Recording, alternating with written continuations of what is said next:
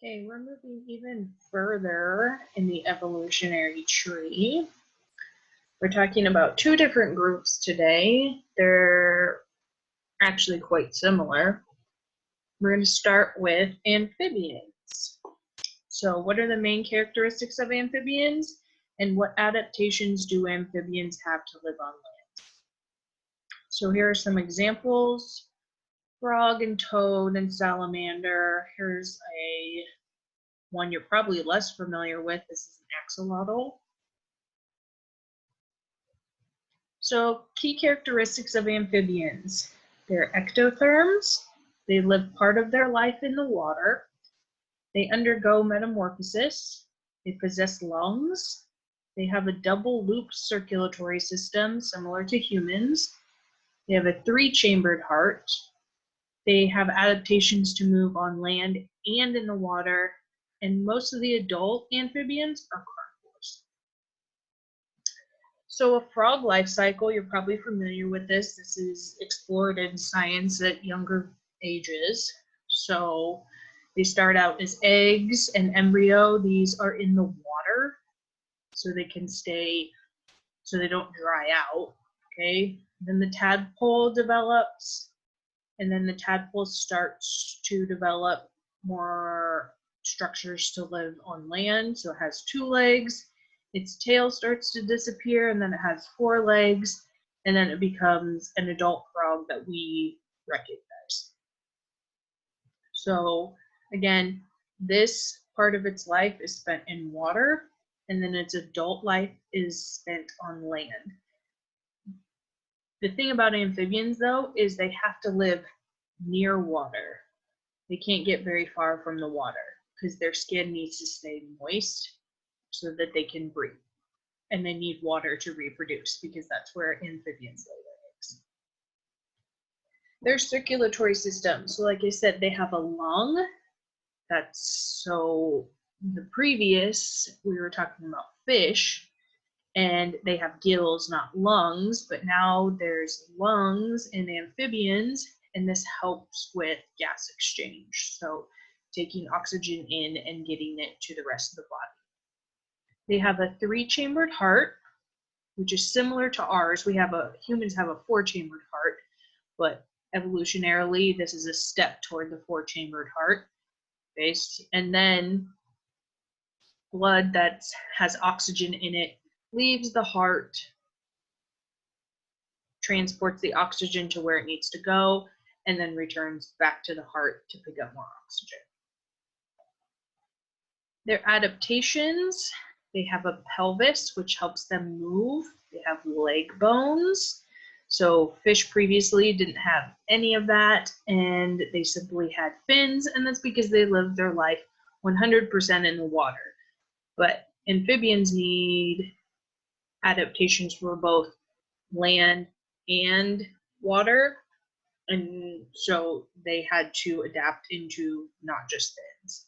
They have lungs and their skin, which helps them retain water. It secretes a mucus to help them stay moist. Like I said before, they have to still stay near water for their entire life. Moving on to reptiles. What are the main characteristics of reptiles, and what adaptations do reptiles have to live on the land? Okay, so this is the next step. From amphibians, now we have reptiles. Okay, so things like lizards and snakes, alligators, crocodiles, turtles, tortoises, all fall under dinosaurs. They all fall under this heading. Characteristics of reptiles. They're ectotherms. Again, we learned about what that term means. That means that they can't control their own body temperature, and they're kind of dependent on the weather around them to control their body temperature. They live their entire life on land, so evolutionarily, we've moved away from even needing to stay near water. Reptiles don't need that. They don't need that to reproduce, and they don't need that as a survival key. Okay, they have rough, scaly skin. They've evolved into using kidneys, an amniotic egg. Most are carnivores, and they have a complex They have complex muscles to help them move on the land. Okay, so water retention. Again, they don't need water for reproduction, and they don't need to live near the water.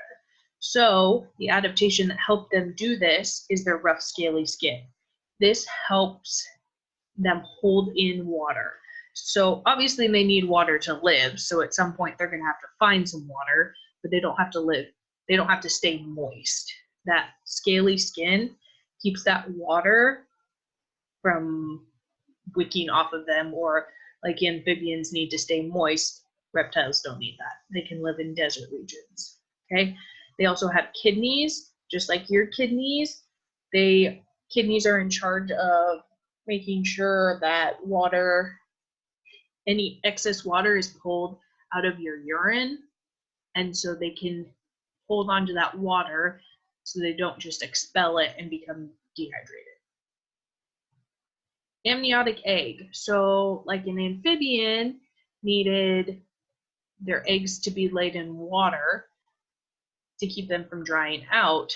Now reptiles have evolved into an amniotic egg that has nutrition in the egg, but it also has a leathery skin so that it can stay out on land in a nest and not dry out.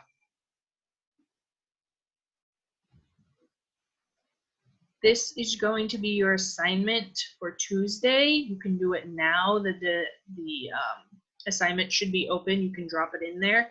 So in a Word document, I need you to list 5 key characteristics that only reptiles have, 5 key characteristics that only amphibians have, and then 3 characteristics they have in common. And you don't need to use this sheet. You can just do it in